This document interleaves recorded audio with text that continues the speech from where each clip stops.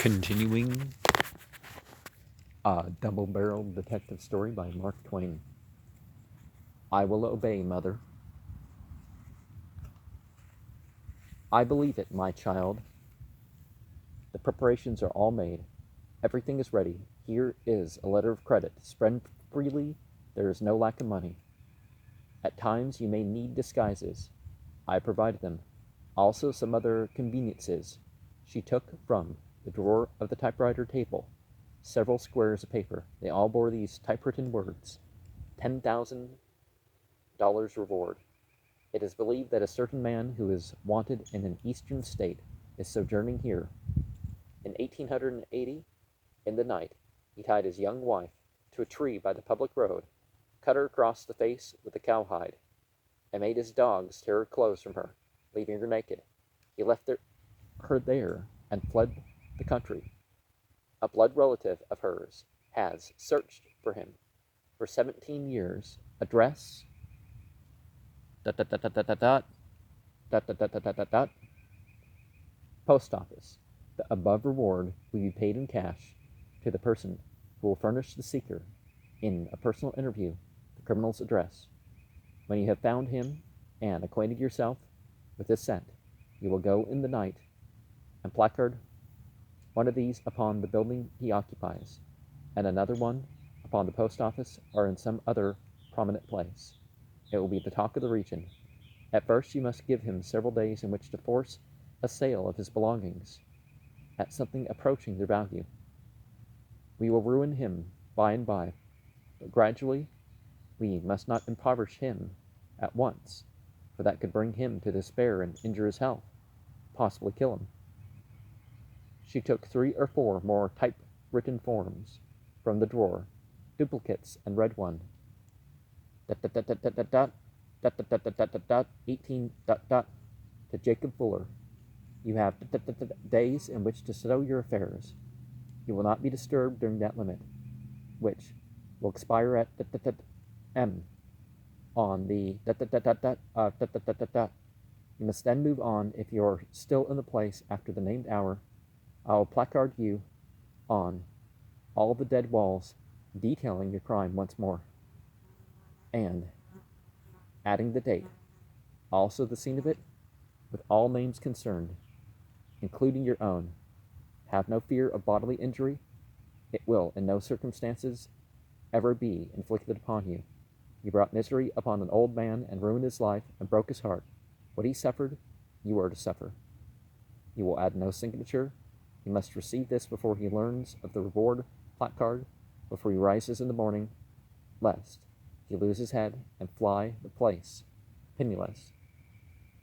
I shall not forget. You will need to use these forms only in the beginning. Once may be enough. Afterward, when you're ready for him to vanish out of a place, see that he gets a copy of this form, which merely says, move on. You have blank days. He will obey, that is sure. Chapter 3. Extracts from Letters to the Mother. Denver, April 3rd, 1897. I have now been living several days in the same hotel with Jacob Fuller. I have his scent. I could track him through 10 divisions of infantry and find him. I have often been near him and heard him talk. He owns a good mine and has a fair income from it, but he is not rich. He learned mining in a good way, by working at it for wages. He is a cheerful creature, and his 43 years sit lightly upon him. He could pass for a younger man, say 36 or 37. He has never married again, passes himself off for a widower. He stands well, is liked, is popular, and has many friends. Even I feel a drawing toward him. The paternal blood in me is making its claim.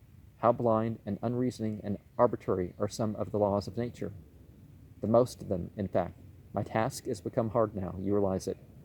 You comprehend and make allowances, and the fire of it has cooled, more than I like to confess to myself, but I will carry it out, even with the pleasure paled. The duty remains, and I will not spare him. And for my help, a sharp resentment rises in me when I reflect that he who committed that odious crime is the only one who has not suffered by it.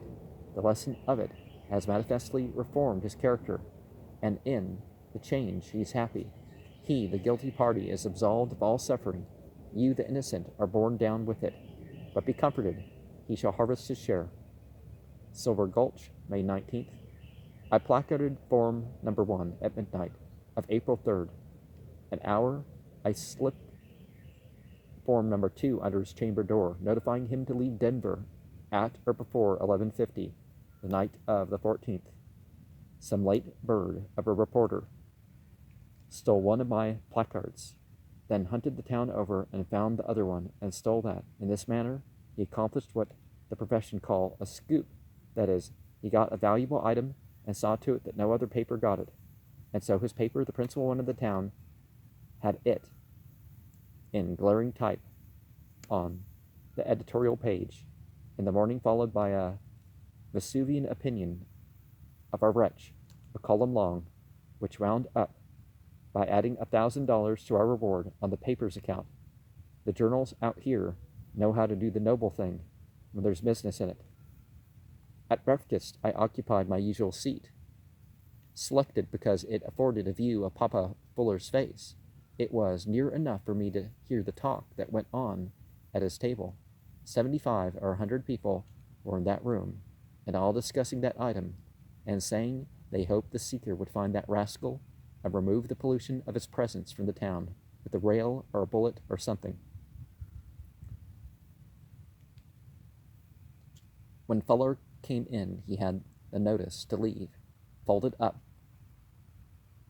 in one hand and the newspaper in the other, and it gave him more than half a pang to see him. His cheerfulness was all gone, and he looked old and pinched and ashy. And then, only think of the things he had to listen to.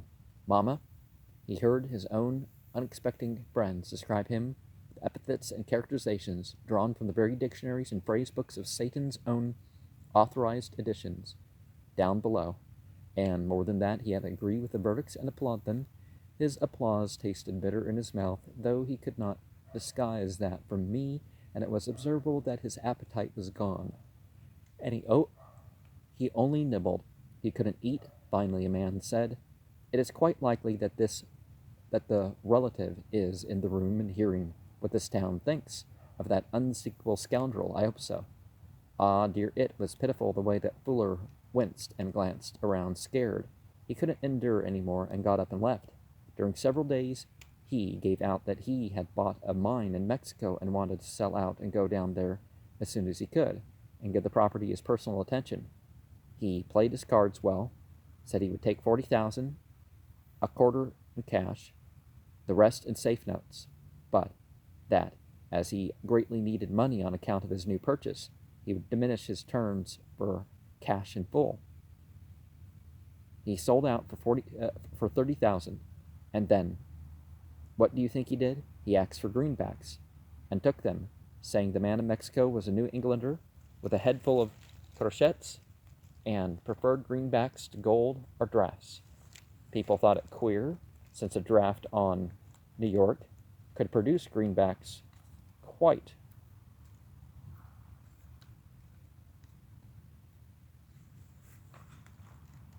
conveniently.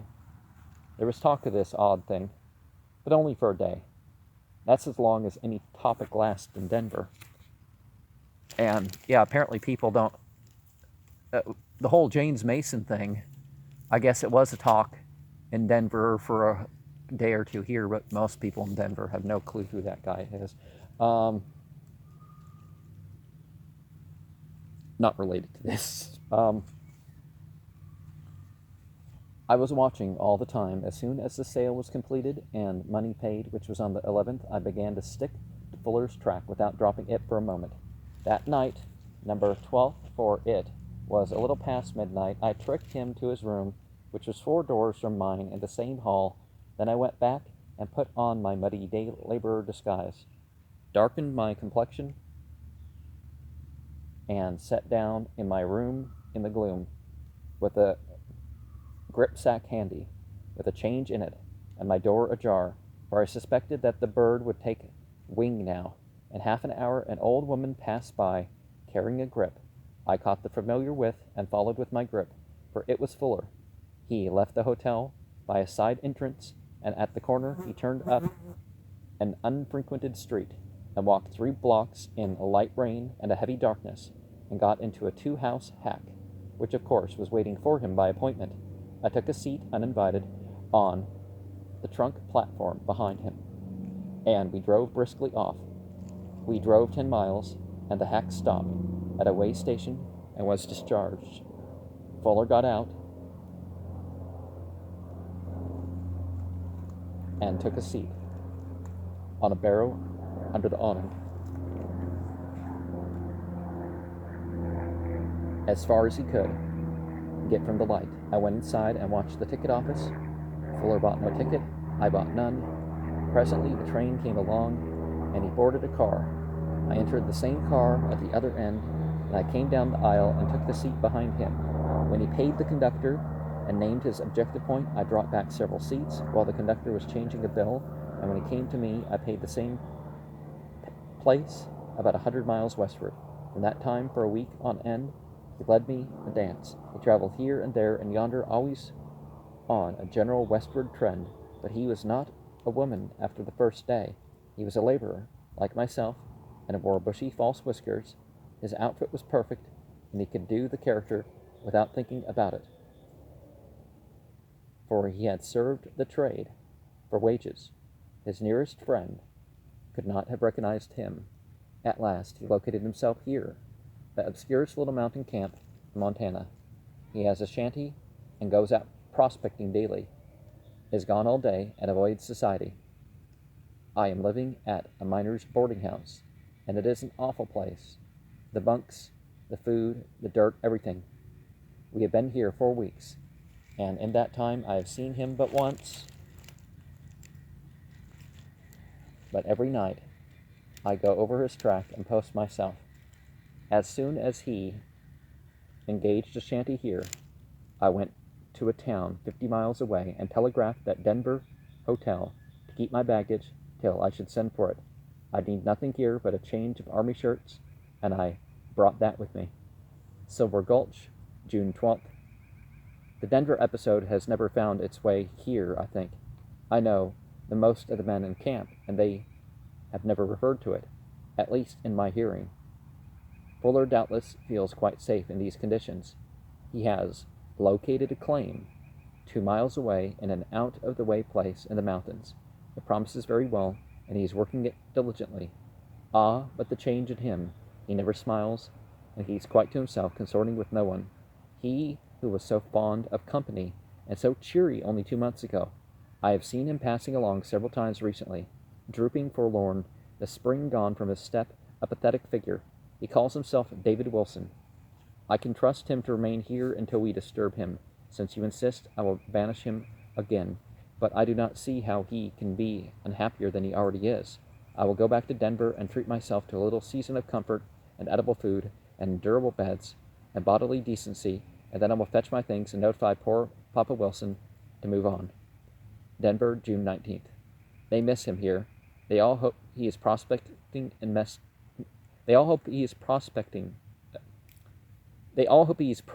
Mexico, and they do not say it just with their mouths, but out of their hearts. You know, you can always tell. I am loitering here overlong. I confess it. But if you were in my place, you would have charity for me. Yes, I know what you will say, and you are right. If I were in your place and carried your scalding memories in my heart, I will take the night train back tomorrow. June 20th, Denver. God forgive us, Mother. We are hunting the wrong man. I have not slept any all night. I am now waiting at dawn for the morning train, and how the minutes drag, how they drag. This Jacob Fuller is a cousin of the guilty one.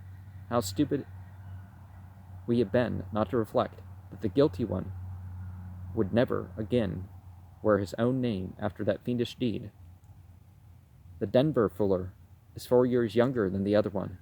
He came here a young widower in '79, aged 21, a year before you were married. And the documents prove It are innumerable. Last night I talked with familiar friends of his who have known him from the day of his arrival. I said nothing, but a few days from now I will land him in this town again, with the loss upon his mind made good, and there will be a banquet and a torchlight procession, and there will not be any expense on anyone but me. Do you call this gush?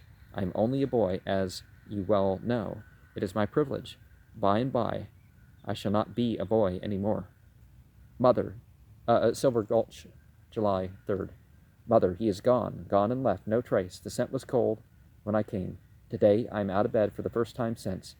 I wish I were not a boy. Then I could stand shocks better.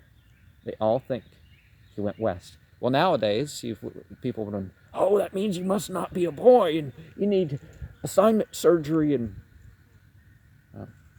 you know, I mean, it's not funny. People kill themselves and all sorts of stuff. They all think he went west. I start tonight in a wagon. 2 or 3 hours of that, then I get a train. I don't know where I'm going, but I must go. To try to keep still he would be torture. Of course, he has effaced himself with a new name and a disguise. This means that I may have to search the whole globe to find him. Indeed, it is what I expect. Do you see, Mother? It is I that am the wandering Jew. The irony of it.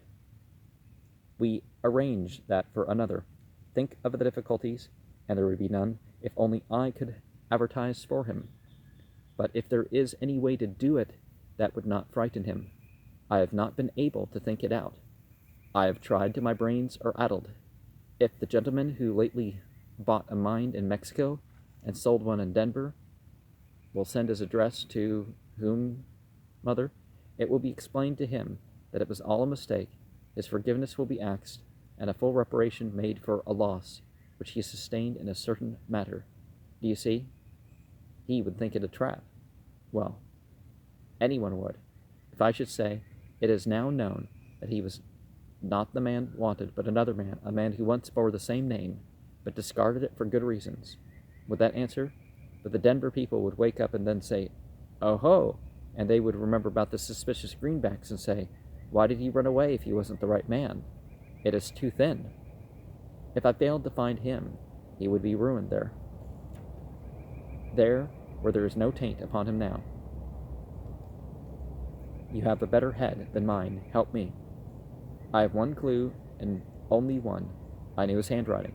If he puts his new false name upon a hotel register and does not disguise it too much, it will be valuable to me if I ever run across it. And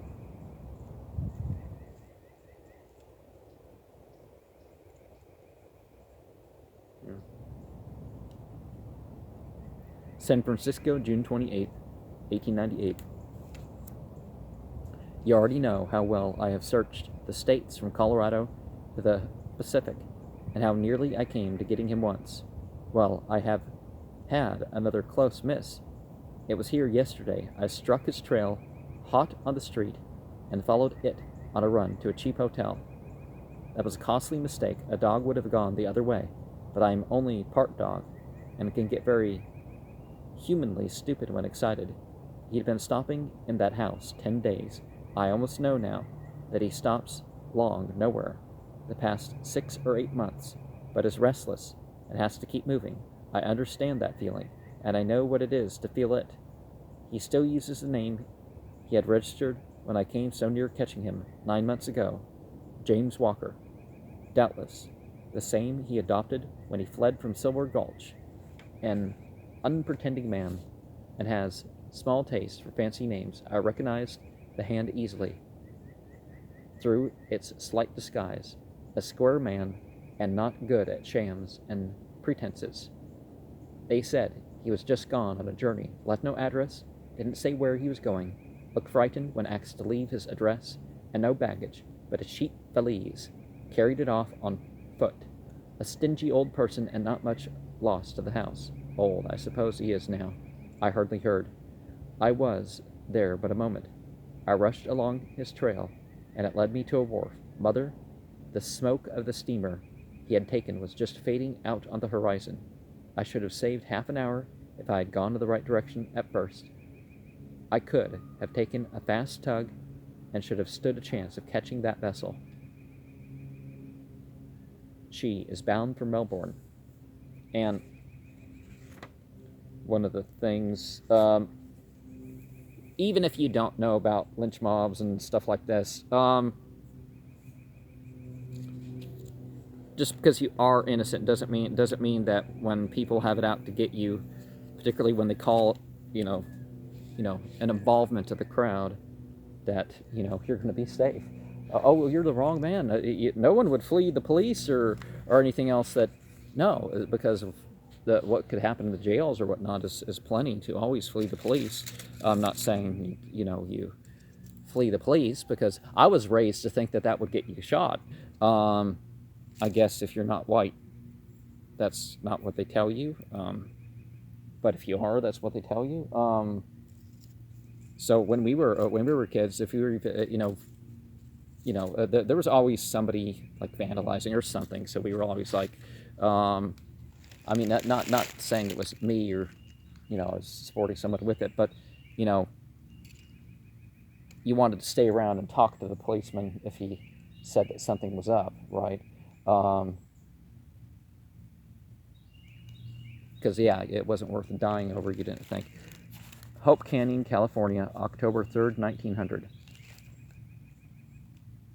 You have a right to complain.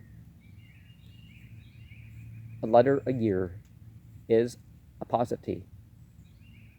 I freely acknowledge it, but how can one write when there is nothing to write about but failures? No one can keep it up. It breaks the heart. I told you, it seems ages ago now, how I missed him at Melbourne and then chased him all over Australasia for months on end. Well then, after I saw that I followed him to India,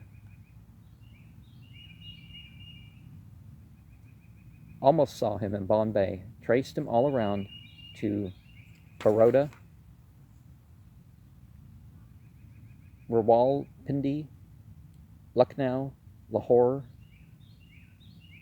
Kanpur,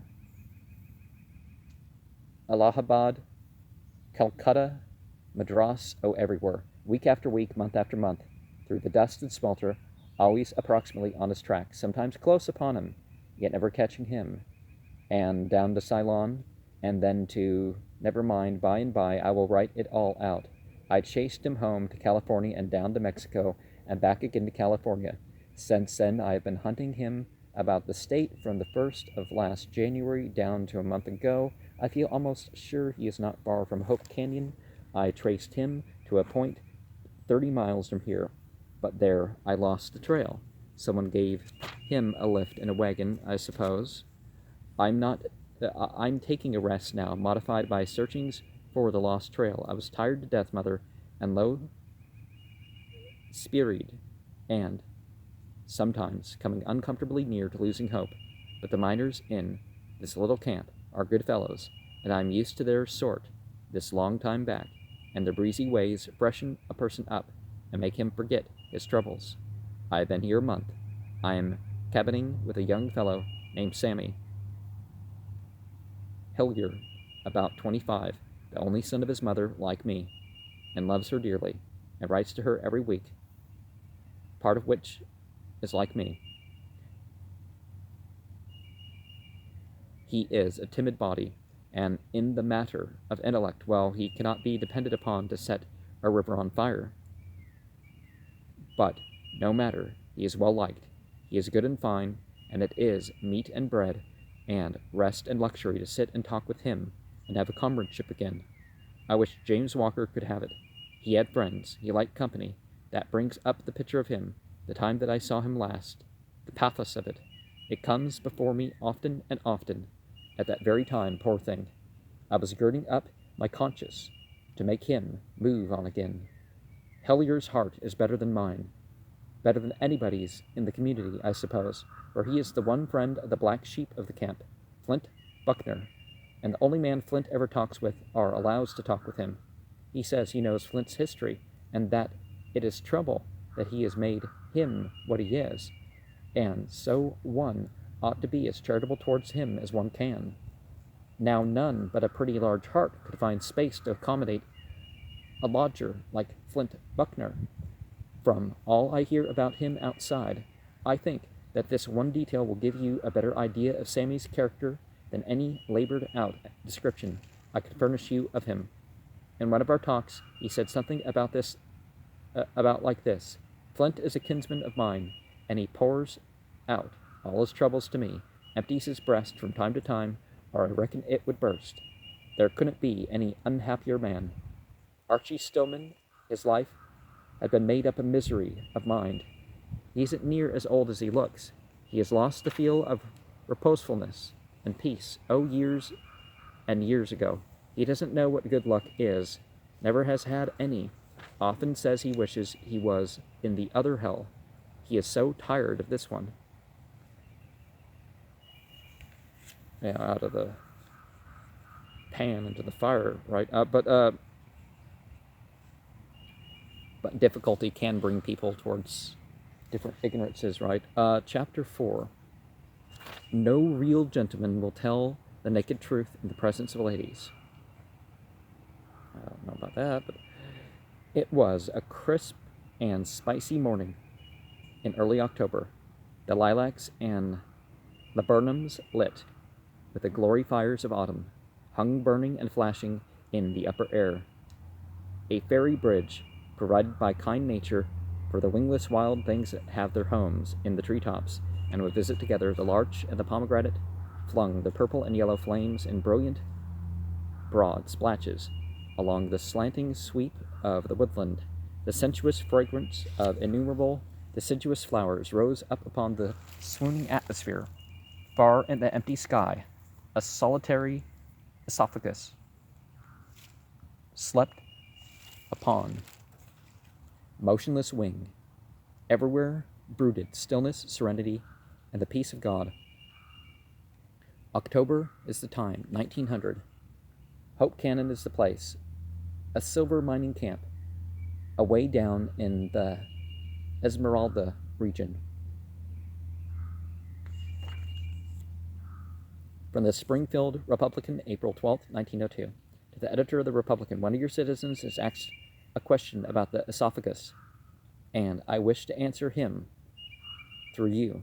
This is in hope that the answer will get around and save me some penmanship, for I have already replied to the same question more than several times, and I'm not getting as much holiday as I ought to have. I published a short story lately, and it was in that I put the esophagus. I will say privately that I expected it to bother some people. In fact, that was the intention, but the harvest has been larger than I was calculating upon. The esophagus has gathered in the guilty and the innocent alike, whereas I was only fishing for the innocent and the confiding. I knew a few of these would write and ask me. That would give me but little trouble, but I was not expecting that the wise and learned would call upon me for succor. However, that has happened, and it is time for me to speak up and stop the inquiries if I can, for letter writing is not restful to me, and I am not having so much fun out of this thing as I counted on. That you may understand the situation, I will insert a couple of sample inquiries. The first is from a public instructor in the Philippines, Santa Cruz, Ilocos Sur P.I., February 13, 1902. My dear sir, I've just been reading the first part of your latest story entitled A Double-Barreled Detective Story, and am very much delighted with it. In part 4, page 264, Harper's Magazine, for January, occurs this passage. Far in the empty sky, a solitary esophagus slept upon the motionless wing. Everywhere brooded stillness, serenity, and the peace of God. Now, there's one word I do not understand, namely esophagus. My only work of reference is the Standard Dictionary, but that fails to explain the meaning. If you can spare the time, I would be glad to have the meaning cleared up, as I consider the passage a very touching and beautiful one. It may seem foolish to you, but consider my lack of means. Away out in the northern part of Luzon, yours very truly. Do you notice? Nothing in the paragraph disturbed him, but that one word. It shows that the paragraph was most ably constructed with the deception it was intended to put upon the reader. It was my intention that it should read plausibly, and it is now plain that it does. It was my intention that it should be emotional and touching, as you see yourself that it fetched this public instructor. Alas, if I had but left that one treacherous word out, I should have scored everywhere. The paragraph would have slidden through every reader's susceptibilities like oil, and left not a suspicion behind. The other sample inquiry is from a professor in a New England university. It contains one naughty word which I cannot bear to suppress, but he is not in the theological department, so it is no harm. Well, doesn't make a difference really, but dear Mr. Clemens, far in the empty sky, a solitary esophagus slept upon motionless wing. It is not often that I get a chance to read much periodical literature, but I have just gone through at this belated period with your much gratification and edification of your double-barreled detective story. But what in the hell is an esophagus? I keep one myself, but it never sleeps in the air or anywhere else. My profession is to deal with words, and esophagus interested me the moment I lighted upon it. But as a companion of my youth used to say, I'll be eternally cussed if I can make it out. It is a joke. Are I an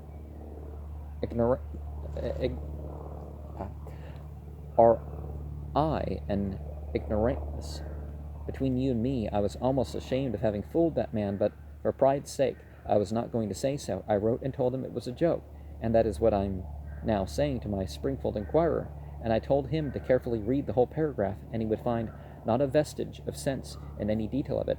This, also, I commend to my Springfield Inquirer. I confessed, I am sorry, partially. I will not do so any more for the present.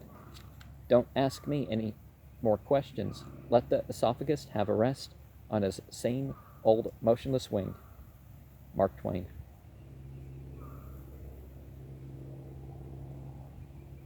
It is a secluded spot, continuing the main body of this. It is a secluded spot, high and remote, recent as to discovery, thought by its occupants be rich in metal. A year or two's prospecting will decide that matter one way or the other. And the rest of the thing. New York City, April 10th, 1902, editorial. The double-barreled detective story, which appeared in Harper's Magazine for January and February last, is the most elaborate of burlesques on detective fiction, with striking melodramatic passages in which it is difficult to detect the deception, so ably it is done, but the illusion ought not to endure even the first incident in the February number. As for the paragraph which has so admirably illustrated the skill of Mr. Clemens' ensemble and the carelessness of readers, here it is. It was a crispy and spicy morning in early October.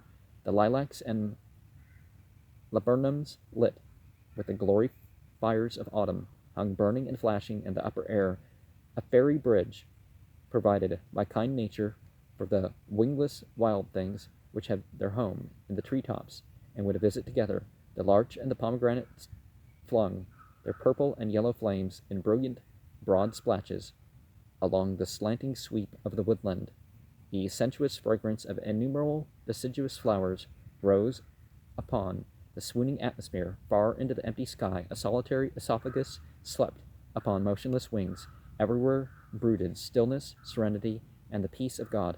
The success of Mark Twain's joke recalls to mind the story of the petrified man in the cavern, whom he described most punctuously, first giving a picture of that scene, its impressive solitude, and all that, then going on to describe the majesty of the figure, casually mentioning that the thumb of his right hand rested against the side of his nose, and after further description observing that the fingers of the right hand were extending in a radiating fashion, and recurring to the dignified attitude and position of the man, incidentally remarked that the thumb of the left hand was in contact with the little finger of the right, and so on, but it was so ingeniously written that the article, that Mark, relating the history years later in an article which appeared in that excellent magazine of the past, the Galaxy, declared that no one ever found out the joke, and if we remember aright, that the astonishing old mockery was actually looked for in the region where he, as a Nevada newspaper editor, had located it. It is certain that Mark Twain's jumping frog has a good many more pints than any other frog. Yeah.